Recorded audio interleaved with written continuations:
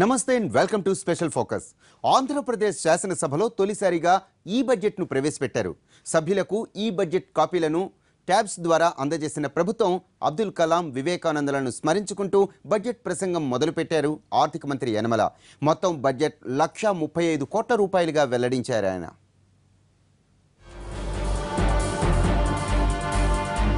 AP ఆర్థిక శాఖ మంత్రి యనమల రామకృష్ణుడు 2016-17 బడ్జెట్ను శాసనసభలో ప్రవేశపెట్టారు.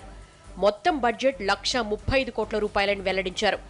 అందులో ప్రణాళికేతర వ్యయంగా 86,554.55 కోట్లు, ప్రణాళిక వ్యయంగా 49,134.44 కోట్లు చూపించారు.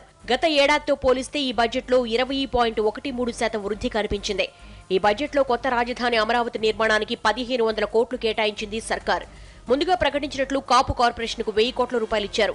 అలాగే బ్రాహ్మణ కార్పొరేషన్ కు 65 కోట్లు, మైనార్టీ సంక్షేమానికి 710 కోట్లు, బీసీల సంక్షేమానికి 8,832 కోట్లు, ఎస్టీ సంక్షేమానికి 3,100 కోట్లు, ఎస్సీ సంక్షేమానికి 8,724 కోట్లు కేటాయింపులు జరిగాయి. కృష్ణా పుష్కరాలకు 250 కోట్లు వెచ్చించనుంది ప్రభుత్వం. ఎర్రచందనం స్మగ్లింగ్ కు చెక్ పెట్టడానికి శేషాచల అడవుల అత్యాధునిక సాంకేతిక పరిజ్ఞానం వినియోగించనున్నారు. 2014-15 రెవెన్యూ లోటు కింద కేంద్రం 3,000 కోట్లు ఇచ్చినట్లుగా బడ్జెట్లో పేర్కొన్నారు. పోలవరం ప్రాజెక్టుకు 3,660 కోట్లు కేటాయించారు.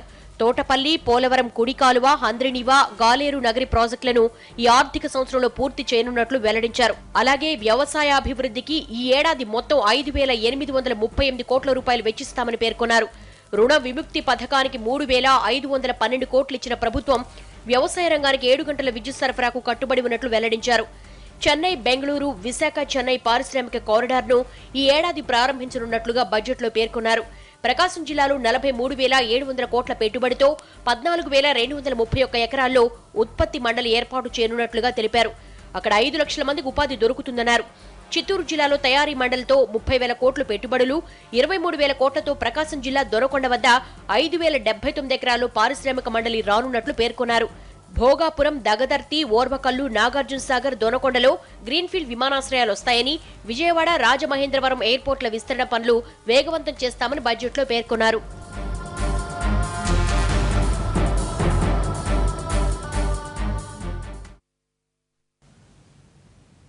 ప్రకృతి వైపరీత్యాలను, వాతావరణ మార్పులను తట్టుకొని రైతులు లబ్ధి పొందేలా వ్యవసాయ రంగాన్ని అభివృద్ధి చేయటమే లక్ష్యంగా వ్యవసాయ బడ్జెట్ రూపొందించింది ఏపీ ప్రభుత్వం. ప్రస్తుత బడ్జెట్లో వ్యవసాయ అభివృద్ధికి గత ఏడాదితో పోలిస్తే ఈసారి 24% ఎక్కువ కేటాయించారు. ఆంధ్రప్రదేశ్ శాసనసభలో వ్యవసాయ బడ్జెట్ను ప్రవేశపెట్టారు ఆ శాఖ మంత్రి పత్తిపాటి పుల్లారావు. వ్యవసాయాన్ని తక్కువ ఖర్చుతో లాభసాటిగా మార్చడం, రాష్ట్రాన్ని కరువు రహితంగా చేయడమే లక్ష్యంగా బడ్జెట్లో కేటాయింపులు జరిపామన్నారాయన. సాగునీటి పథకాలను త్వరితగతిన పూర్తి చేసి రాష్ట్రాన్ని కరువు కోరల నుంచి రక్షించడానికి చర్యలు చేపట్టే దిశగా కేటాయింపులు జరిపింది ప్రభుత్వం. ముఖ్యంగా భూములకు సాగునీటి సదుపాయాల్ని కల్పించడం, భూసార పరిరక్షణ చర్యలను విస్తృతం చేస్తామని మంత్రి ప్రకటించారు. ఇప్పటికే అమలు చేస్తున్న పంట సంజీవని, రైన్ గన్స్ వంటి కార్యక్రమాలతో పాటు భూగర్భ జలవనరులు పెంచడానికి చర్యలు తీసుకుంటామన్నారు. పండ్ల తోటల పెంపకానికి పెద్దపీట, ప్రాసెసింగ్ యూనిట్లకు ప్రోత్సాహకాలు, చేపల చెరువుల విస్తరణ, చేపల మేత తయారీ కేంద్రాల స్థాపన, చేపల తెగుళ్లను గుర్తించి నివారించే చర్యల కోసం ప్రయోగశాలలు నెలకొల్పడం వంటి వాటి మీద దృష్టి సారిస్తామన్నారు. ఈ వ్యవసాయ బడ్జెట్లో ఉచిత విద్యుత్కు 3,000 కోట్లు, ఉపాధి హామీకి 5,094 కోట్లు కేటాయించారు. రైతు బజార్లు, ఉద్యాన యంత్రీకరణకు 102 కోట్లు, బిందు సేద్యానికి 369 కోట్లు వెచ్చించనున్నారు. వ్యవసాయ శాఖలో గ్రౌండ్ లెవెల్ సిబ్బందిని పెంచి కార్యక్రమాలు విస్తరించడానికి 61.71 కోట్లు కేటాయించామన్నారు. ఆయిల్ ఫామ్ మినీ మిషన్ కు 55 కోట్లు, వడ్డీ లేని రుణాలకు 177 కోట్లు, వెంకటేశ్వర వెటర్నరీ యూనివర్సిటీకి 139 కోట్లు, వ్యవసాయ యంత్రీకరణకు 161.25 కోట్లు కేటాయించింది సర్కార్.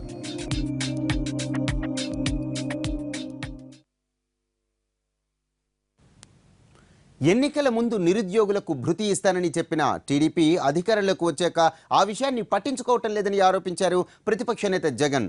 రాష్ట్రంలో నిరుద్యోగ సమస్య రోజురోజుకి పెరిగిపోతున్నా ప్రభుత్వం నోటిఫికేషన్లు జారీ చేయటం లేదని ఆయన మండిపడ్డారు. ఆంధ్రప్రదేశ్ అసెంబ్లీలో 4వ రోజు ప్రశ్నోత్తరాల సందర్భంగా అధికార ప్రతిపక్షాల మధ్య వాడివేడి చర్చ.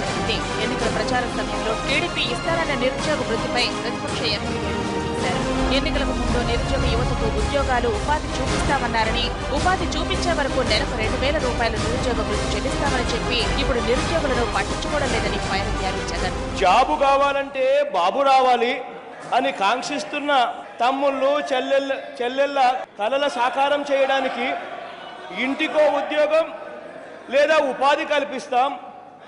ఉద్యోగం, ఉపాధి దొరికేంత వరకు ప్రతి ఇంటికి నెలకు 2,000 రూపాయలు నిరుద్యోగ భృతి ఇస్తామని అన్నారు. ప్రతి ఇంటికి వెళ్ళి, అమ్మా మీ పిల్లాడు ఏమీ చదవకపోయినా కూడా పర్వాలేదమ్మా, ప్రతి ఇంటికి ఉపాధి కల్పిస్తామని చెప్పామమ్మా, ఉద్యోగమో ఉపాధో ఏదో ఒకటి కల్పిస్తాం, కల్పించకపోతే ప్రతి ఇంటికి 2,000 రూపాయలు ఇస్తామమ్మా నిరుద్యోగ భృతి. మన రాష్ట్రంలో ఇవాళ 1,75,00,000 ఇల్లులు ఉన్నాయి అధ్యక్ష. 1,75,00,000 ఇళ్లలో ఇవాళ మీరు ఉపాధి అన్నా కల్పించండి, ఉద్యోగమన్నా ఇవ్వండి, లేదా 2,000 రూపాయలు నిరుద్యోగ భృతన్నా ఇవ్వండి అని చెప్పి ఇవాళ 1,75,00,000 ఇల్లులు ఇవాళ ఎదురు చూస్తా ఉన్నాయి అధ్యక్ష. దానిపై స్పందించిన రాష్ట్రంలోని నిరుద్యోగులందరికీ ఒకేసారి ఉద్యోగాలు ఇవ్వడం సాధ్యం కాదన్నారు కార్మిక శాఖ మంత్రి అచ్చెన్నాయుడు. ఉద్యోగాల కల్పనకు ప్రభుత్వం కృషి చేస్తుందని, నిరుద్యోగ భృతికి నిధుల కేటాయింపు జరిపి త్వరలోనే నిరుద్యోగులకు చెల్లిస్తామని సమాధానమిచ్చారు. అలాగే కొత్తగా ఎంపికైన టీచర్లకు ఏప్రిల్ నాటికి పోస్టింగ్ ఇస్తామని స్పష్టం చేశారు. ఉపాధ్యాయ ఉద్యోగాలకి మేము మొత్తం క్లియర్ చేశాం అధ్యక్ష. మెరిట్ లిస్ట్ కూడా ప్రతి జిల్లాలో పెట్టాం. వారికి పోస్టింగ్లు కూడా వచ్చే నెలలో ఇవ్వడానికి ఒక షెడ్యూల్ కూడా రిలీజ్ చేశాం అధ్యక్ష. ఎవరైతే నిరుద్యోగులు ఉన్నారో వారికి నిరుద్యోగ భృతి ఇవ్వడం కాకుండా, నిరుద్యోగ భృతి ఇస్తూనే వీలైనంత తొందరగా ఎవరైతే అర్హత ఉన్నటువంటి, ఎవరైతే చదువుకొని బయట ఉన్నారో వారికి స్కిల్ డెవలప్మెంట్ ద్వారా వారి స్కిల్స్ని అప్గ్రేడ్ చేసి విద్యార్థికి ప్రతి దగ్గర ఏదో ఎంప్లాయ్మెంట్ క్రియేట్ చేయాలని చెప్పి చాలా విధాలుగా ప్రయత్నం చేస్తున్నాం అధ్యక్ష.